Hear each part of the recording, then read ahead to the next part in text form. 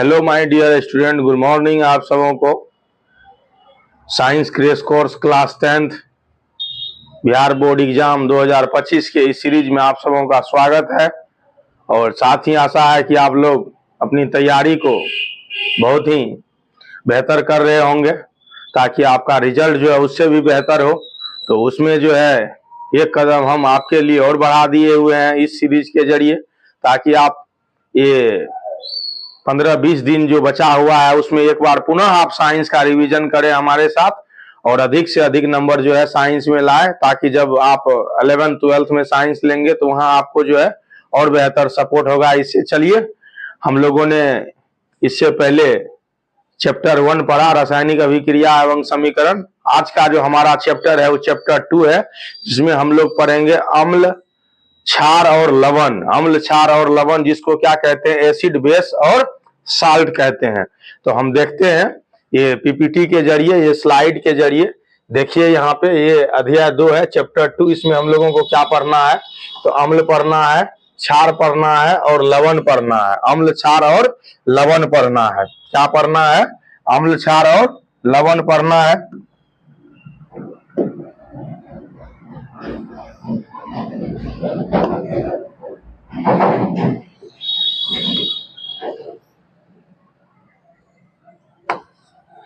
ठीक है।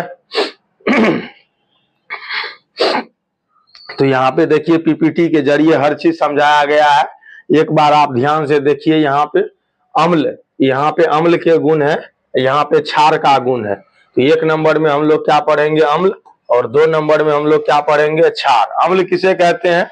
तो अम्ल वो पदार्थ होता है, चाहे वो प्राकृतिक पदार्थ हो चाहे वो रासायनिक पदार्थ हो, जो किसी लैब में या फैक्ट्री में या इंडस्ट्री में तैयार किया गया हो, जिसका स्वाद क्या हो, खट्टा हो। जिसका स्वाद क्या हो, खट्टा हो। तो स्वाद में ये खट्टा होता है। ये नीले लिटमस पत्र को लाल कर देता है। एक बार ट्रिक देख लीजिए, नीला लिटमस पत्र, ब्लू में जब ए आ जाएगा तो आर हो जाएगा। ठीक है, तो बी से हो गया ब्लू, ए से हो गया एसिड्स और आर से हो गया रेड। मतलब अगर लिटमस पत्र क्या है, लिटमस पत्र क्या है, लिटमस पत्र अगर ब्लू है और उस ब्लू लिटमस पत्र पे आप एसिड डालते हैं या एसिड में ब्लू लिटमस पत्र ले जाते हैं, तो उस ब्लू लिटमस पत्र का कलर कैसा हो जाएगा, तो हो जाएगा आर, हो जाएगा रेड, हो जाएगा क्या हो जाएगा, रेड हो जाएगा। ठीक है, तो इसको ऐसे भी आप याद रख सकते हैं, ब्लू, ब्लू मतलब नीला, नी। ठीक है, उसके बाद जो है आ, उसके बाद र, ल। ठीक है, निआल, नीला में जब एसिड आ जाए, अम्ल आ जाए, तो क्या हो जाता है, ल हो जाता है, लाल हो जाता है। अक्सर बच्चों को कंफ्यूजन होता है, ब्लू से रेड, रेड से ब्लू, नीले से लाल, लाल से नीले। तो इस तरह से आप अगर ऐसा वर्ड में स्पेलिंग में पहली खेलना चाहते हैं तो इधर देख लीजिए, BAR, बार, बी ब्लू, और ब्लू में जब एसिड आ जाए, कौन सा आ जाए, एसिड आ जाए, अम्ल आ जाए, तब उसका कलर कैसा हो जाएगा, रेड हो जाएगा। इससे आप याद रख सकते हैं। और उसके बाद देखिए, ये जलीय विलयन में, जलीय विलयन में H आयन देता है, जलीय विलयन में H आयन देता है। इसका क्या मतलब है कि जब भी किसी एसिड को आप क्या करेंगे, वाटर में डिजोल्व करेंगे, वाटर में घुलाएंगे, तो वो टूटेगा और H+ आयन देगा, वो टूटेगा और H+ आयन देगा। इस चीज को देखिए, जैसे यहाँ देखिए HCl है, हाइड्रोक्लोरिक एसिड। जब ये वाटर में डिजोल्व हो जाएगा, वाटर में घुलेगा, तो क्या हो जाएगा, ये H+ जो है इसमें अलग हो जाएगा, एक बार और आके इसमें क्या हो जाएगा, जुड़ जाएगा, और यहाँ क्या होगा, Cl- हो जाएगा। तो किसी भी जलीय विलयन में क्या देना है, H+ आयन देना है। ठीक है, जब H+ आयन देगा तो समझना है वो अम्ल है। क्या है, अम्ल है। जलीय विलयन में विद्युत का चालन करेगा। वैसे भी शुद्ध जल जो है विद्युत के कुछ चालक होते हैं, लेकिन जैसे ही हम उस अम्ल को अम्लीय, क्षारीय या लवणीय बनाते हैं, तो वो जो जल है वो क्या होता है, विद्युत का सुचालक हो जाता है। तो एक बार पुनः तेजी से इस चीज को आप देख लीजिए।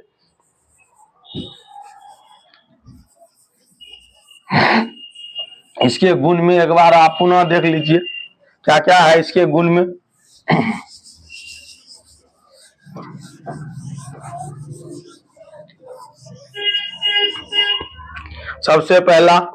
सबसे पहला जो स्वाद में खट्टा हो, नीले लिटमस पत्र को लाल कर देता हो। जब जल में आप इसको डिजोल्व करते हैं, घुलवाते हैं, तो ये H आयन देता हो। H आयन मतलब H+ देता हो।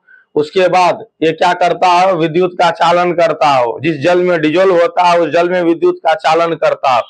ठीक इसके अपोजिट गुण में होगा क्या, क्षार होगा, जिसको हम लोग क्या कहते हैं, भस्म भी कहते हैं। ठीक है, इस चीज का ख्याल रखना है। तो ये स्वाद में कड़वा होता है। क्षार या बेस जो है वो स्वाद में क्या होता है, कड़वा होता है। ये लाल लिटमस पत्र को नीला कर देता है। लाल लिटमस पत्र को क्या कर देता है, नीला कर देता है। तो RB, और उसके बाद क्या हो जाएगा, B। कहने का मतलब है कि रेड में जब क्या आ जाएगा, बेस आ जाएगा। बेस बोले तो क्षार, तब क्या हो जाएगा, वो ब्लू हो जाएगा। क्या हो जाएगा, ब्लू हो जाएगा। यहाँ लेटर को आप पकड़िए, R से हो गया रेड। रेड में जब बेस आएगा तो ब्लू हो जाएगा। इसे क्या कहेंगे, RBB। मतलब रेड लिटमस पत्र को क्या करेगा, बेस ब्लू कर देगा। तो ऐसे भी आप इसको पकड़ सकते हैं। उसके बाद पुनः देखिए ये क्या करेगा, जलीय विलयन में OH आयन देगा। जलीय विलयन में क्या करेगा, जलीय विलयन में क्या करेगा, OH आयन देगा। ये आयन माइनस होगा, और ये जो हाइड्रोजन वाला आयन है ये प्लस होगा। इसे क्या कहते हैं, हाइड्रोक्साइड आयन कहते हैं, और इसे हाइड्रोजन आयन कहते हैं। तो बेस या क्षार या भस्म जब जल में घुलेगा OH- देगा, ऋणात्मक आयन देगा। हाइड्रोक्साइड आयन ऋणात्मक होता है। साथ ही साथ विद्युत के क्या होते हैं, ये भी चालन करते हैं। मैंने पहले ही बताया था, शुद्ध जल कुचालक होता है। जैसे ही उसमें आप क्या करेंगे, लवण मिलाएंगे या उसमें क्षार मिलाएंगे या उसमें अम्ल मिलाएंगे, तो क्या हो जाएगा, संचालन करना शुरू कर देगा आयंस के टूटने के वजह से। तो चलिए ये हो गया इसके गुण। तो एक बार पुनः, वह पदार्थ जो स्वाद में खट्टा हो, जल में घुलने पर H+ आयन देता हो, विद्युत का चालन करता हो, और देखिए यहाँ पे ब्लू लिटमस पत्र को लाल कर देता है, उसे कहते हैं अम्ल। ठीक इसका विपरीत, वह पदार्थ जो स्वाद में कड़वा हो, जल में घुलने पर OH- आयन देता हो। उसके बाद जो है देखिए यहाँ पे रेड लिटमस पत्र को ब्लू कर देता हो और विद्युत का चालन करता है, उसे कहते हैं हम लोग क्षार कहते हैं, भस्म कहते हैं, बेस कहते हैं। तो ये हो गया अंतर। 3 नंबर का या 2 नंबर के प्रश्न में अंतर भी पूछा जाता है। नहीं तो कौन सा है जो लाल लिटमस पत्र को नीला करता है, नीले लिटमस पत्र को लाल करता है, ये ऑब्जेक्टिव में पूछता है। कौन H+ देता है, कौन OH- देता है, तो ये सब भी पूछता है। चलिए स्लाइड को ऊपर करके हम लोग इस चीज को थोड़ा और देखते हैं। तो और क्या क्या चीज है जो यहाँ बताया गया है, तो एक बार इसको साफ करते हैं, और साफ करने के साथ ही साफ देखते हैं। तो इसके जो है अलग अलग गुण है, भौतिक गुण दिए गए हैं, रासायनिक गुण दिए गए हैं। तो भौतिक गुण वो गुण होता है जो आपको बाह्य दृष्टिकोण से ही पढ़ने को मिलेगा, देखने को मिलेगा। आप उसको देख के ही, छू के ही महसूस कर सकते हैं, रंग आकार प्रकार से महसूस कर सकते हैं। लेकिन जो रासायनिक दृष्टिकोण है, जो रासायनिक गुण है, उसके लिए आपको क्या करना होगा, रासायनिक अभिक्रिया करना होगा, उसके अंदर जाके थोड़ा सा छेड़छाड़ करना होगा। तो अब हम लोग आ जाते हैं अम्ल, क्षार और लवण के गुण पे। अम्ल के भौतिक गुण, क्षार के अम्ल के रासायनिक गुण, क्षार के भौतिक गुण, क्षार के रासायनिक गुण। तो एक एक करके देखिए, ये सारी चीजें यहाँ दी गई है। और उसके बाद हम लोग फिर नीचे लवण को देखेंगे। तो धातु के साथ अभिक्रिया कर H2 गैस जो है निष्कासित करता है। कोई भी धातु के साथ जब अभिक्रिया करेगा, H2 गैस को क्या करेगा, रिलीज करेगा। जैसे जैसे आप यहाँ पे देख लीजिए, ये है सोडियम और ये है HCl, ये एक एसिड है, ये अभिक्रिया कर रहा है, तो क्या बनाएगा, NaCl बनाएगा। और साथ ही साथ क्या करेगा, H2 हाइड्रोजन गैस को क्या करेगा, रिलीज करेगा, हाइड्रोजन गैस को रिलीज करेगा। यहाँ वही लिखा हुआ है। तो सोडियम क्या है, सोडियम एक धातु है, सोडियम एक धातु है और ये क्या है, ये अम्ल है। तो अम्ल क्या करेगा, किसी भी धातु से अभिक्रिया करेगा तो हाइड्रोजन गैस को रिलीज करेगा। यहाँ वही ये कह भी रहा है कि हाइड्रोजन गैस को क्या कर रहा है, तो रिलीज कर रहा है। तो आप लोग इस तरह से देख सकते हैं कि जो जो गुण दिया है उस गुण को आप एग्जाम्पल के जरिए देखिए कि सच में ये है या नहीं है। दूसरा क्या है, धातु कार्बोनेट या हाइड्रोजन कार्बोनेट के साथ अभिक्रिया करने पर CO2 गैस रिलीज करता है। CO2 दैट मीन्स किसी भी मेटल के साथ, किसी भी मेटल के साथ, किसी भी धातु के साथ अगर क्या करेगा, कार्बोनेट 3 और HCO3 दोनों में से कोई भी अभिक्रिया करेगा तो जो प्रोडक्ट बनेगा उसके साथ जो ये कहना चाह रहा है, क्या कहना चाह रहा है कि CO2 गैस जो है वो क्या होगा, रिलीज होगा। कार्बन डाइऑक्साइड गैस जो है वो रिलीज होगा। जब हम लोग नीचे देखेंगे अभिक्रिया, अभी इसके डिटेल्स में वहां एक एक चीज जो है आपको बताया जाएगा। कोई भी मेटल आप लीजिएगा, सोडियम लीजिएगा और इधर जो है आप कैल्शियम कार्बोनेट ले लीजिए या ऐसे जो है HCl ले लीजिए, सल्फ्यूरिक एसिड ले लीजिए, उस सब से ये चीज आपको देखने को मिलेगा। तो हम लोग देखेंगे आगे रिएक्शन में देखेंगे। उसके बाद देखिए पुनः क्या है, कुछ धातु ऑक्साइड अम्ल के साथ अभिक्रिया कर लवण और जल बनाता है। कुछ धातु ऐसे भी हैं जो ऑक्साइड अम्ल के साथ भी अभिक्रिया करके लवण और जल बनाते हैं। ठीक उसके विपरीत आप चले आइए क्षार में। क्षार धातु के साथ अभिक्रिया करके H2 मुक्त करता है। क्षार जो है अम्लीय ऑक्साइड के साथ अभिक्रिया करके लवण बनाता है। वो भी जो है क्या करेगा, ये अम्ल भी क्या करेगा, क्षार के साथ अभिक्रिया करके लवण और जल बनाएगा। अम्ल, क्षार और लवण पीएच स्केल के आधार पर वर्गीकृत किया गया है। अब ये पीएच स्केल क्या होता है, तो नीचे हम लोग पीएच स्केल भी देखेंगे। पीएच, पी से क्या हो जाता है, पोटेंज, जो कि एक लैटिन वर्ड है। उसको हम लोग अपने भाषा में क्या समझ सकते हैं, पावर समझ सकते हैं। और H4 होता है हाइड्रोजन आयन, हाइड्रोजन आयन कि किसी भी लवण विलयन में जो H है हाइड्रोजन के आयन से, वो कितनी मात्रा में है, उसकी सांद्रता कितनी है, इसी की पावर को हम लोग क्या कहते हैं, पीएच स्केल कहते हैं। और ये पीएच स्केल से ही वर्गीकृत किया जाता है क्या, अम्ल, क्षार और लवण। फिर से सुनिए, अम्ल, क्षार और लवण। यहाँ पे ये देख लीजिए, ये थोड़ा सा दिखाया है बढ़ती हुई अम्लीयता। जब आप 7 से चलेंगे 0 की ओर तो अम्लीयता क्या करेगा, मिनिमम से मैक्सिमम इंक्रीज करेगा। बट 7 से जैसे ही आप 14 की ओर चलेंगे तो ये मिनिमम रेंज है और ये मैक्सिमम रेंज है। किसके लिए, तो बेस के लिए। तो ये आपको देखना है। बेस में क्या होता है कि हम लोग असेंडिंग चलते हैं और ये क्षार में क्या होता है कि हम लोग डिसेंडिंग चलते हैं। तो इस चीज का आपको ख्याल रखना है। ऐसे इसके बाद हम लोग इधर जब पढ़ेंगे तो बताएंगे। ये है H आयन की सांद्रता में कमी और ये है H आयन की सांद्रता में वृद्धि, और यहाँ पे क्या होता है, 0, जिसको हम लोग उदासीन या न्यूट्रल कहते हैं। तो ये माइंड में है। इसके बाद फिर हम लोग विस्तार से इस पे चर्चा करेंगे। अब है लवण। दी गई दशाओं में जब अम्ल और क्षार मिलते हैं तब उसे क्या कहते हैं, लवण कहते हैं। और लवण वो बनता है तभी लवण कहते हैं। लवण के कुछ सामान्य लक्षण है, लवण के कुछ सामान्य गुण है। तो उस सब चीजों को हम लोग भी पढ़ेंगे। पहले थोड़ा सा उदाहरण पढ़ लेते हैं।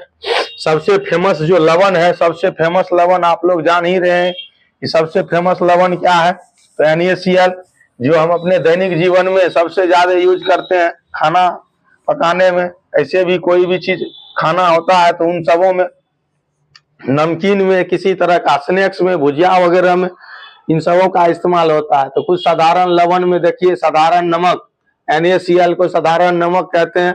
सोडियम हाइड्रोक्साइड, सोडियम हाइड्रोक्साइड, ये है सोडियम हाइड्रोक्साइड। देखिए यहाँ पे, तो ये क्या होता है, जब सोडियम क्लोराइड अभिक्रिया करता है किससे, वाटर से, जल से, तब क्या होता है, क्या बनता है, सोडियम हाइड्रोक्साइड बनता है। और साथ ही साथ क्या होता है, क्लोरीन उससे निकलता है और H2 गैस उससे निकलता है। देख लीजिए, ये सब अभिक्रिया, संयोजन अभिक्रिया के भी प्रकार है। यहाँ पे देखिए, ये क्लोरीन है, जो माइनस में है ये प्लस में है और ये न्यूट्रल है। उसके बाद इससे एक जो हाइड्रो ऑक्साइड इसमें जुटा, बाकी जो है क्लोरीन इससे निकला और हाइड्रोजन फ्री इधर निकला, और इस तरह से क्या बन गया, सोडियम हाइड्रोक्साइड बना। और हम लोग अब क्या करते हैं, स्लाइड को आगे बढ़ाते हैं और भी कई महत्वपूर्ण जो लवण है उसको थोड़ा सा हम लोग क्या करते हैं, देखते हैं। और ये लवण जो है पूछा जाता है बच्चों में, सबसे ज्यादा क्रेज जो है 10th क्लास के बच्चों में इसी का रहता है। इसका सूत्र बताओ, ये क्या होता है ये बताओ। जैसे सबसे ज्यादा आप देखिएगा पॉपुलर जो है प्लास्टर ऑफ पेरिस है, POP है। उसके बाद जो है क्या, विरंजक चूर्ण, ये सब पॉपुलर लवण में आता है। तो यहाँ देखिए ब्लीचिंग पाउडर है, इसको क्या, इसका देखिए कैल्शियम हाइड्रोक्साइड जब क्लोरीन से अभिक्रिया करता है तब क्या बनाता है, CaOCl2। इसी चीज को हम लोग क्या कहते हैं, इसी चीज को हम लोग क्या कहते हैं, विरंजक चूर्ण कहते हैं।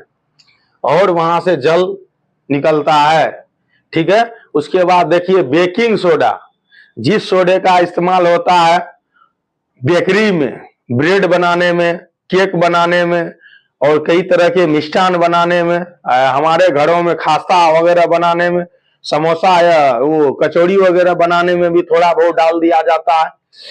देखिए वो कैसे बनता है, सोडियम क्लोराइड, वाटर और कार्बन डाइऑक्साइड और अमोनिया, ये जब एक साथ कंबाइन किया जाएगा, एक साथ रिएक्शन करवाया जाएगा तब क्या बनेगा, देखिए यहाँ पे अमोनियम क्लोराइड बनेगा। और अमोनियम क्लोराइड के साथ जो दूसरा प्रोडक्ट होगा वो बनेगा बेकिंग सोडा। क्या बनेगा, बेकिंग सोडा। उस चीज को हम लोग क्या कहेंगे, बेकिंग सोडा कहेंगे। सोडा के नाम से बहुत सारा चीज जो है प्रचलित है, बेकिंग सोडा है, उसके वॉशिंग सोडा है, तो ये सब है। ये सब नॉर्मल सोडा भी आता है। तो देखिए ये किस तरह से बना है, सोडियम क्लोराइड वाटर के साथ कंबाइन करेगा, कार्बन डाइऑक्साइड के साथ कंबाइन करेगा, उसके साथ ही साथ अमोनियम के साथ कंबाइन करेगा। ये सारी क्रियाएं लैब में, इंडस्ट्री में बड़े लेवल पे करके तैयार की जाती है, क्योंकि ये कॉमर्शियल साल्ट्स है। उसके बाद देखिए धोवन सोडा, ये धोवन सोडा का इस्तेमाल होता है कपड़ा वगैरह धोने के लिए, जो डिटर्जेंट बनाया जाता है, जो साबुन बनाया जाता है, उसमें ये सोडियम कार्बोनेट और वाटर के जो 10 मॉलिक्यूल्स है वो कंबाइन करेगा तो क्या बनाएगा, सोडियम कार्बोनेट बनाएगा। और ये सोडियम कार्बोनेट को ही हम लोग क्या कहते हैं, देख लीजिए यहाँ पे, इसको हम लोग क्या कहते हैं, धोवन सोडा कहते हैं। और इसको सोडियम हाइड्रोजन कार्बोनेट भी कहते हैं। इसमें कंफ्यूजन होता है अक्सर बच्चों को। ये जो बेकिंग है, ये जो खाने वाला है उसमें हाइड्रोजन होता है, और जो लगाने वाला है, साफ सुथरा करने वाला है, उसमें क्या होता है, हाइड्रोजन नहीं होता है, ओनली कार्बोनेट होते हैं। दोनों में कार्बोनेट होता है, इस चीज का ख्याल रखिएगा। एक बार यहाँ आप देख लीजिए NaHCO3, उसके बाद क्या हो जाएगा Na2CO3। इस चीज का आप क्या करेंगे, ख्याल रखेंगे। यहाँ पे H है तो जिसमें H होगा वो समझ लीजिए खाने वाला है। क्या है, खाने वाला है। और जिसमें H नहीं है वो क्या है, धोने वाला है। क्या है, धोने वाला है। तो इस चीज का आप ख्याल रखेंगे। अब है plaster of Paris, plaster of Paris. तो ये देखिए, इसको कहते हैं कैल्शियम सल्फेट। और जब कैल्शियम सल्फेट में वाटर के 2 मॉलिक्यूल्स हो और कंबाइन करके जो है क्या करे, हाफ मॉलिक्यूल्स अलग हो जाए और फिर जो है हाफ मॉलिक्यूल्स कैल्शियम सल्फेट के साथ कंबाइन कर जाए, तब वो चीज क्या कहलाएगा, तो वो चीज क्या कहलाएगा, plaster of Paris. Plaster of Paris कहलाएगा। उसके बाद है जिप्सम। जिप्सम को ही गर्म करने के बाद जो है प्लास्टर ऑफ पेरिस जो है लैब में टेस्टिंग के लिए और बड़े पैमाने पे इंडस्ट्री में, कंपनी में तैयार किया जाता है। तो ये कैल्शियम सल्फेट में हाफ वाटर के क्या है, मॉलिक्यूल से, इसे हेमीहाइड्रेट कहते हैं। फिर हेमीहाइड्रेट ही क्या होगा, हाफ 1 + हाफ हेमीहाइड्रेट जुट के पूरा का पूरा ये क्या करेगा, जिप्सम को तैयार करेगा। तो ये देख लीजिए, ये कुछ उपयोगी लवण है जो ऑब्जेक्टिव में पूछता है, फिल इन द ब्लैंक में पूछता है। ये बच्चे आपस में ही सबसे ज्यादा डिस्कशन करते हैं, थोड़ा सा डिफिकल्ट केमिकल फॉर्मूला होने के कारण। तो जोश रहता है क्लास 10th के बच्चे में कि जिप्सम का बताओ, प्लास्टर ऑफ पेरिस का बताओ, बेकिंग सोडा का बताओ, उसके बाद जो है वॉशिंग सोडा का बताओ। तो ये देख लीजिए, ये चूंकि ये पार्ट जो है माइंड मैप का पार्ट था, बाकी जब हम लोग नीचे पढ़ेंगे स्लाइड्स को तो पुनः एक बार इस सबों का जिक्र होगा कि कहाँ क्या किसका उपयोग होता है। उसके बाद जो है हम लोग फिर आगे चलते हैं, आगे बढ़ते हैं, स्लाइड को आगे करते हुए अब हम लोग अच्छे से पढ़ेंगे। किसको पढ़ेंगे अच्छे से? तो अम्ल को पढ़ेंगे अच्छे से। ध्यान से देखिए, तो एक बार स्लाइड जो है वो साफ करना होगा, ये पूरी तरह से जो है गंदा हो चुका है। तो हम लोग पहले पढ़ चुके हैं अम्ल क्या होता है।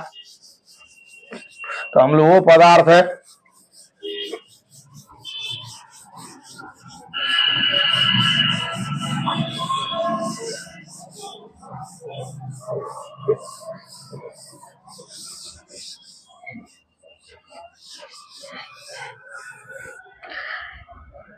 चलिए, तो एक बार पुनः हम लोग जो है क्या करते हैं, अम्ल को देखते हैं। जैसे कि मैंने आपको पहले ही बताया, इससे पहले जो सारी चीजें आपने अभी देखा ब्रीफली, वो सब माइंड मैप का पार्ट था। डेट मीन्स चैप्टर शुरू करने से पहले ही पूरे चैप्टर के निचोड़ को वहां रिप्रेजेंट किया जाता है, निरूपित किया जाता है कि पहली नजर में आप क्या कर सकते हैं, उस चैप्टर को आप देख सकते हैं, समझ सकते हैं।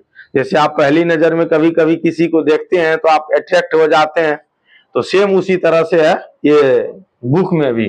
तो चलिए अब हम लोग विस्तार से देखते हैं अम्ल, अम्ल के जो प्रकार होते हैं उन सबों को, छार छार के जो प्रकार होते हैं उस सबों को। चलिए, तो अम्ल से शुरू करते हैं। तो अम्ल क्या है? तो अम्ल एक पदार्थ है जो प्राकृतिक भी हो सकता है, जैसे नींबू, संतरा, नारंगी, आंवला।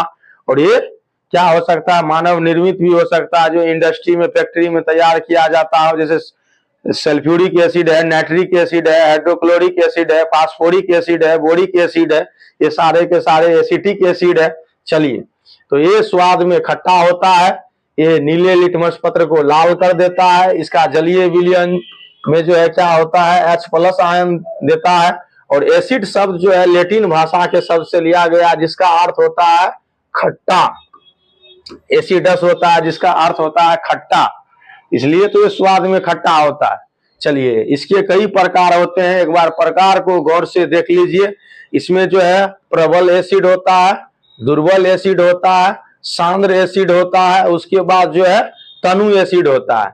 अगर पावर के हिसाब से हम लोग देखें कि उस सॉल्यूशन में, वो जो पदार्थ है उसमें इसके कितने क्या है, कंसंट्रेशन है, सांद्रता है, उस हिसाब से अगर हम लोग देखें तो प्रबल और दुर्बल होता है, स्ट्रॉन्ग और वीक होता है।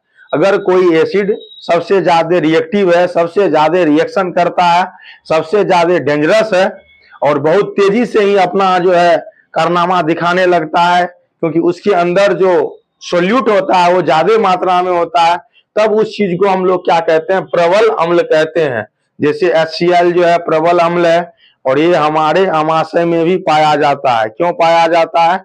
जब हम लोग भोजन करते हैं तो उसके साथ जो भी जम्स जाता है, उसके साथ जो भी माइक्रोब्स जाता है, उन सबों को मारने के लिए, और भी जो फूड के साथ पॉइजनस चीज है उन सबों को खत्म करने के लिए। दूसरा जो है, ये देखिए तेजाब के नाम से फेमस, आप लोगों ने अक्सर सुना होगा न्यूज़पेपर में, एसिड अटैक, या जो बैटरिक एसिड होती है वो क्या है, सल्फ्यूरिक एसिड, उसके बाद ये नाइट्रिक एसिड है।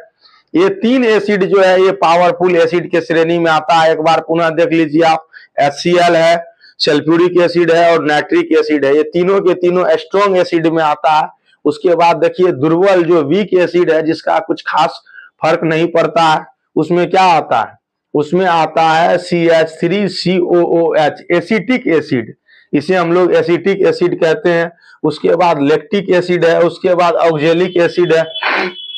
ये सभी एसिड को हम लोग कहते हैं दुर्बल, कमजोर, वीक एसिड। इसका कुछ खास इफेक्ट जो है नहीं पड़ता है, अगर आपके शरीर पे गिर भी जाए या अन्य चीजों पे गिरे तब। अगर ऊपर वाले की बात करें तो आग लग जाती है, तेजाब के रूप में जो इस्तेमाल किया जाता है, हाथ में लगे तो जलन हो जाता है, ये चीज देखिए आप। बाकी ये हमारे दैनिक जीवन में खाने पीने में इस्तेमाल होता है। आप पढ़े होंगे विनेगर वगैरह में, अचार चाशनी वगैरह में। अब हम लोग चलते हैं सांद्रता और तनुता, गाढ़ा और पतला। सांद्र का मतलब होता है गाढ़ा और तनु का मतलब होता है पतला।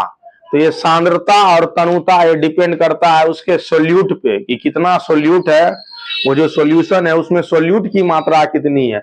तो सांद्र जिसमें अम्ल अधिक मात्रा में हो और जबकि जल अल्प मात्रा में हो।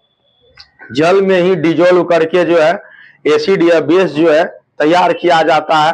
अगर 100% अगर देखिएगा तो तब तो वो एक्वस फॉर्म में होगा, लिक्विड फॉर्म में नहीं। ये एक्वस सॉल्यूशन के बारे में ऐसा बताया गया है। लिक्विड का मतलब है कि खुद एसिड 100% लिक्विड फॉर्म में हो, उसमें वाटर मॉलिक्यूल्स ना हो। अब दूसरा क्या है, तनु अम्ल, जिसमें अम्ल अल्प मात्रा में हो जबकि जल अधिक मात्रा में हो, मतलब एक्वस फॉर्म में हो और एसिड जो है उसके सोल्यूट कम हो और सॉल्वेंट जो वाटर है वो ज्यादा हो, तब उस चीज को हम लोग क्या कहेंगे, तनु कहेंगे। हम अपनी जरूरत के हिसाब से क्या करते हैं, सांद्र और तनु बनाते हैं अम्ल को, या प्रबल और दुर्बल बनाते हैं। ये सारी चीजें बड़े लेवल पे की जाती है, इंडस्ट्रियों में, कंपनियों में, लैबों में, और दैनिक जीवन में मार्केट में इसका इस्तेमाल होता है। तो वहां से हम लोग अपने खरीद के लाते हैं अपने घरों में।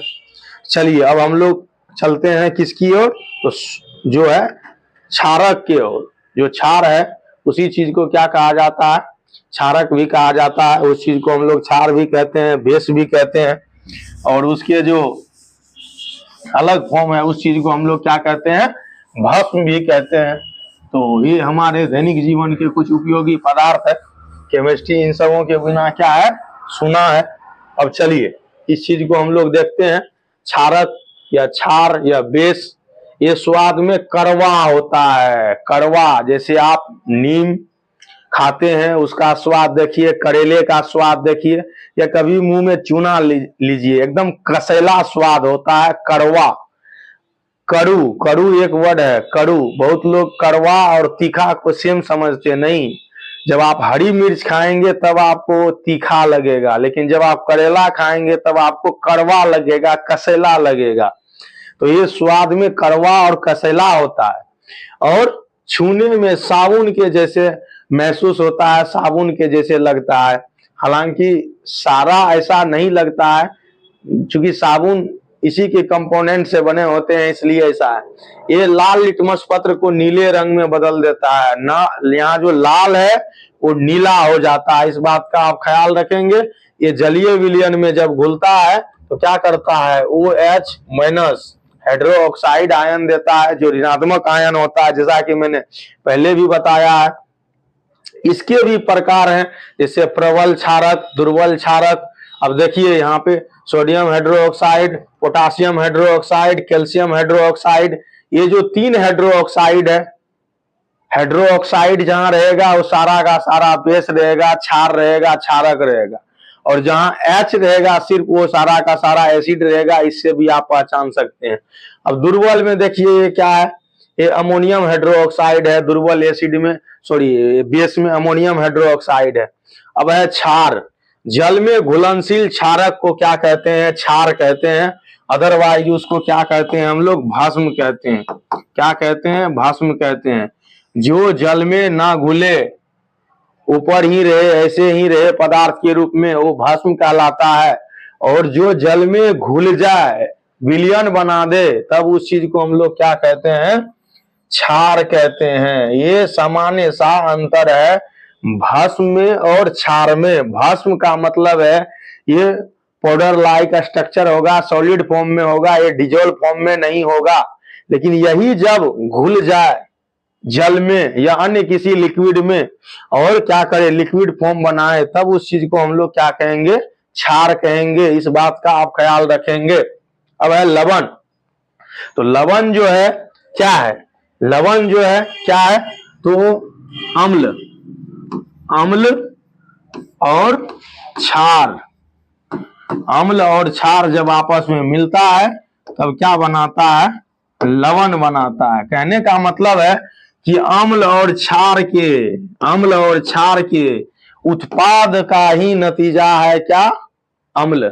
अम्ल अलग से नहीं बनता है। अम्ल जो है, अम्ल सॉरी लवण, लवण जो है अलग से नहीं बनता है। अम्ल और क्षार के संयोजन से ही, अम्ल और क्षार की अभिक्रिया से ही बनता है। तो ये लवण जो है ये उत्पाद है किसका? अम्ल और क्षार का उत्पाद है। एसिड, एसिड, एसिड और बेस का, एसिड और बेस का ही क्या है? उत्पाद है क्या?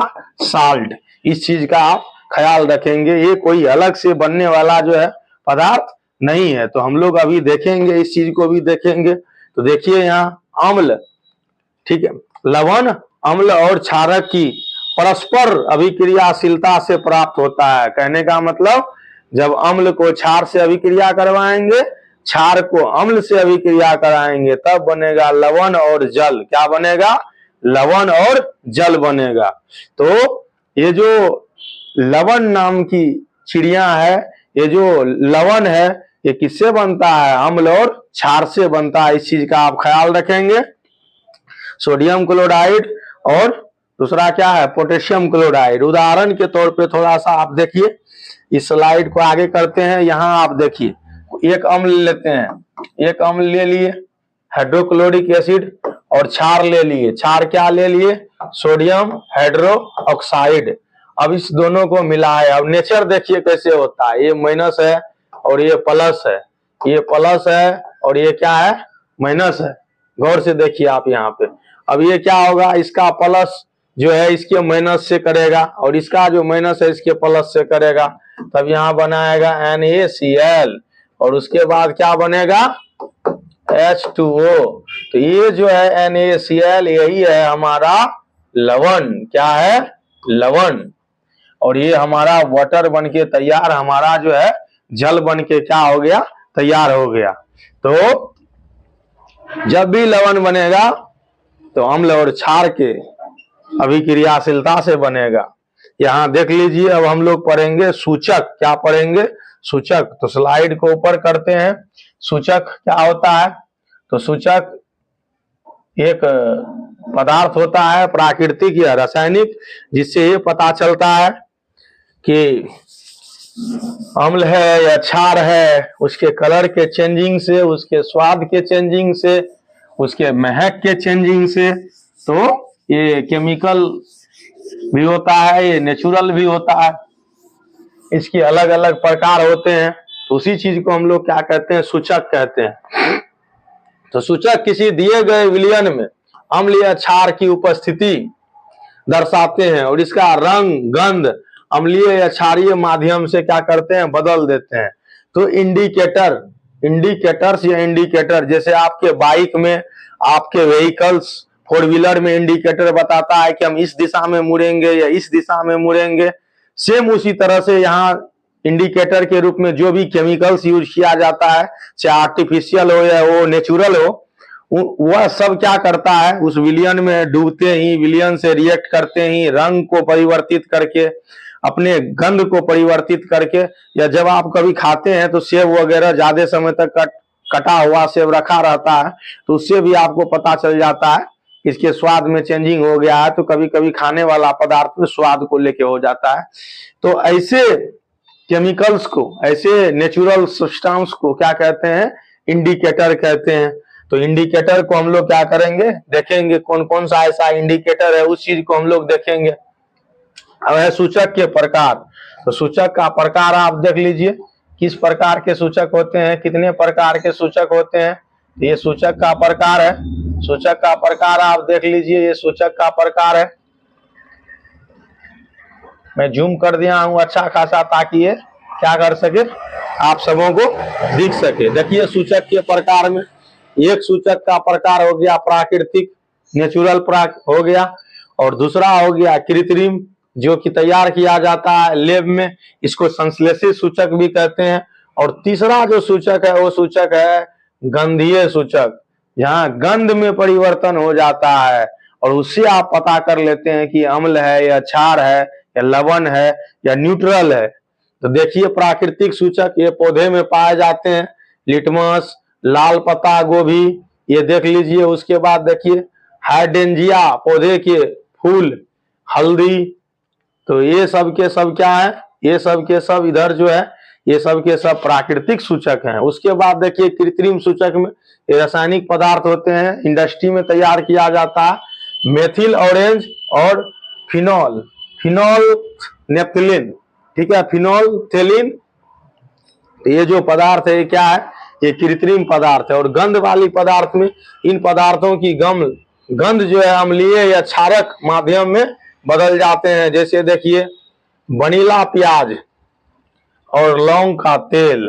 तो प्याज को भी आप नॉर्मल काट के जब रखते हैं तो जिस समय काटते हैं तो उस समय ठीक ठाक रहता है, लेकिन जैसे जैसे टाइम आधे घंटे 1 घंटे होता है तो उससे बदबू जो है शुरू हो जाता है निकालना। तो वो भी एक तरीका है जिससे आप इस चीज को रिप्रेजेंट कर सकते हैं। अब देखिए कुछ पदार्थों का सूची है जो किस रंग से किस रंग में जो है परिवर्तित हो जाता है, बदल जाता है। देख लीजिए आप यहाँ पे, उस चीज को हम अभी बताते हैं।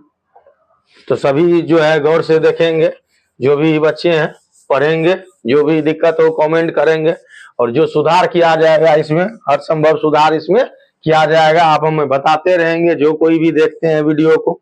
चलिए, तो ये है सूचक और ये है रंग या गंध में परिवर्तन। ये भी रंग या गंध में परिवर्तन अम्ल के साथ, मतलब अम्ल जब हो तब और जब क्षार हो तब। यहाँ देखिए प्राकृतिक सूचक, यहाँ भी कैटेगरी है कृत्रिम और गंधीय। लिटमस पत्र सूचक है। अब देखिए यहाँ पे ये लिटमस पत्र जब अम्ल होगा तो क्या होगा, लाल। और जब यहाँ पे क्षार होगा तो क्या हो जाएगा, नीला। अब देखिए लाल पत्ता गोभी का रस अम्ल के साथ क्या करेगा, लाल हो जाएगा, और क्षार के साथ क्या हो जाएगा, हरा हो जाएगा। ये हल्दी है, अम्ल के साथ हल्दी का कोई भी चेंजिंग नहीं होगा, लेकिन क्षार के साथ हल्दी कैसा हो जाएगा, कैसा हो जाएगा, लाल हो जाएगा। अगर यकीन ना हो तो आप क्या कीजिएगा, एक गिलास पानी लीजिए, उसमें हल्दी को घोल लीजिए और आज उसमें थोड़ा सा चूना मिला के उसको भी घोल दीजिए। देखिए कलर में परिवर्तन होता है या नहीं। नहीं कभी संभव हो तो क्लास में जब पढ़ाते हैं वीडियो शूट का कोई वो नहीं रहता है लोचा, तब हम लोग वहाँ एक्सपेरिमेंट भी करके बच्चों को दिखाते हैं, तो वहां पे हम दिखाएंगे। और देखिए यहाँ पे चौथे में हाइड्रेंजिया के फूल का रस अम्ल की उपस्थिति में क्या होगा, ये नीला हो जाएगा, लेकिन क्षार की उपस्थिति में गुलाब हो जाएगा। तो कलर में परिवर्तन हो रहा है। कृत्रिम सूचक में देखिए यहाँ फिनोल्फथालीन, फिनोल नेप्थलीन भी मार्केट में इसको बोलते हैं, नेप्थलीन लेप्थिन करके, ये रंगहीन हो जाएगा। यहाँ देखिए कोई भी रंग नहीं होगा, अम्ल की उपस्थिति में कोई भी रंग नहीं होगा, लेकिन क्षार की उपस्थिति में गुलाबी हो जाएगा। क्या हो जाएगा, गुलाबी हो जाएगा। जादूगर अक्सर इन सबों का इस्तेमाल भी करते हैं और हम लोगों को लगता है वो जादू है। भैया जादू नहीं है, वो विज्ञान है। ऐसे फूल निकाला, ऐसे ऐसे किया, अब कलर चेंज। तो उस चीज को देखना होगा कि गैसेस फॉर्म से कैसे वो हिला के कलर चेंज कर देता है। अब है मेथिल ऑरेंज, ये अम्ल की उपस्थिति में लाल होगा। उसके बाद जो है क्षार की उपस्थिति में क्या हो जाएगा, पीला हो जाएगा। उसके बाद देखिए गंध सूचक में प्याज का रस, ठीक है, तीक्ष्ण गंध, ऐसा गंध जैसा लग रहा है कि नाक को फाड़ देगा। किसकी उपस्थिति में, अम्ल की उपस्थिति में। लेकिन क्षार की उपस्थिति में कोई भी गंध उससे क्या होगा, निष्कर्षित नहीं होगा, निकलेगा नहीं। वेनिला, वेनिला देख लीजिए, ये भी है, इसमें समान गंध रहती है और कोई गंध नहीं रहती है। मतलब अम्ल की उपस्थिति में जो गंध वेनिला का होता है वही होगा, लेकिन यहाँ कोई गंध नहीं होगा। लौंग का तेल मार्केट में आता है, इन्हीं के घर में हो तो आप इस्तेमाल कर सकते हैं एक्सपेरिमेंट के लिए। गंध समान रहती है जैसा एक्चुअल में होना चाहिए।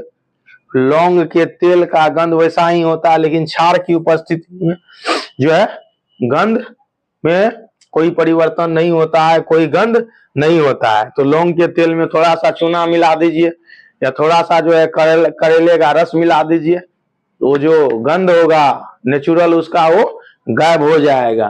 तो बचे हुए चीज को हम लोग कल देखते हैं। आप लोगों का पुनः एक बार जो है स्वागत है हमारे यूट्यूब चैनल में, हमारे संस्था में। और आप लोग इसी तरह से पढ़ते रहिए, तैयारी को बेहतर करते रहिए और बहुत अच्छा रिजल्ट लाइए और अपना करियर जो है बहुत अच्छा बनाइए। यही सारी शुभकामना है। चलिए, जय हिंद। बाकी हम लोग कल देखते हैं। जय भारत, वंदे